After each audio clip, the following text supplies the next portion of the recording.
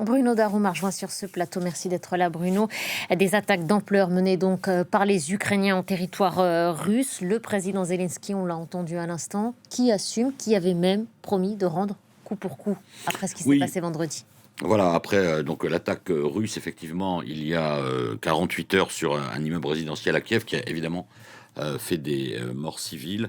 Le président ukrainien avait dit que l'Ukraine allait rendre effectivement coup pour coup, allait se venger en quelque sorte, et c'est ce qui s'est passé. Et donc le président Zelensky a estimé que la riposte de Kiev était parfaitement justifiée.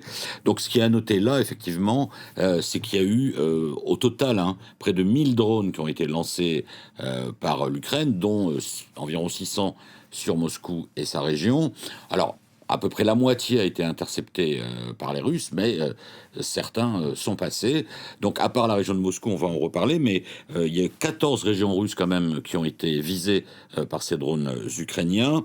Et il y a eu aussi la Crimée annexée et la mer Noire et la mer d'Azov qui ont fait l'objet de tirs de drones ukrainiens ces dernières heures. Donc, c'est dire que désormais, en termes de capacité dronistique de drones, l'Ukraine, on le sait, avait déjà beaucoup progressé, mais là, elle semble avoir franchi un cap supplémentaire, donc 14 régions visées, plus la région de Moscou, et alors la ville de Moscou même, ça c'est très rare, donc c'est à noter, la ville elle-même a été visée. Alors bon, ce n'est pas encore évidemment la panique, parce que l'objectif de Kiev, c'est de couper effectivement l'approvisionnement russe, donc derrière le front. Donc là, on est sur une portée entre 40 et 100 kilomètres depuis l'Ukraine, et c'est ce qu'elle fait régulièrement.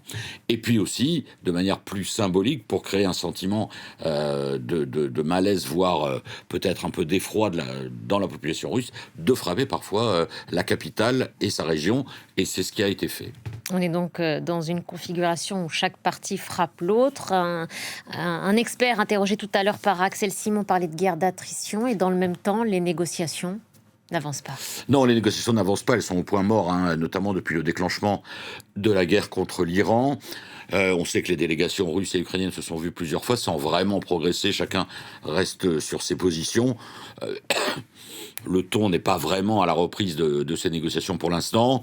Il y a eu la fameuse trêve autour du 9 mai qui n'a pas vraiment été respectée, selon l'Ukraine en tout cas.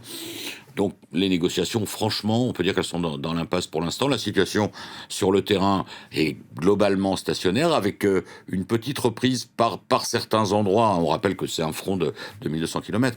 Certaines reprises d'offensives de la part de l'armée ukrainienne, et puis beaucoup d'incertitudes autour de la ville de Kupiansk.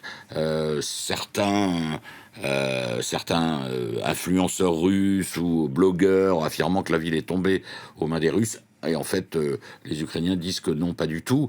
Selon nos confrères de ISW, qui donc suivent évidemment cette guerre de très près, des responsables militaires russes en fait ne feraient pas remonter l'exacte réalité du terrain au-dessus à leurs supérieurs, et donc ensuite à Vladimir Poutine, soit par crainte, soit parce qu'eux-mêmes n'ont peut-être pas toutes les informations.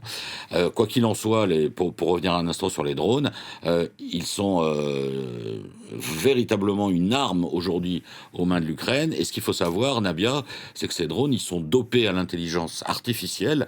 Et avant, en gros, pour faire très simple, il y avait un opérateur humain pour un drone. Et maintenant, avec l'IA, eh bien, un opérateur peut gérer entre 10 et 100 drones, estiment les spécialistes. Donc, évidemment, ça change la donne dans cette stratégie de l'Ukraine de couper les ressources logistiques de la Russie derrière le front.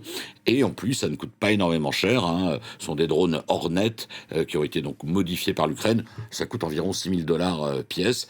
Et l'Ukraine, dans cette guerre d'attrition qui était évoquée, explique, eh bien, c'est celui qui frappe le plus vite, le plus fort, qui peut-être peu à peu pourrait prendre l'avantage.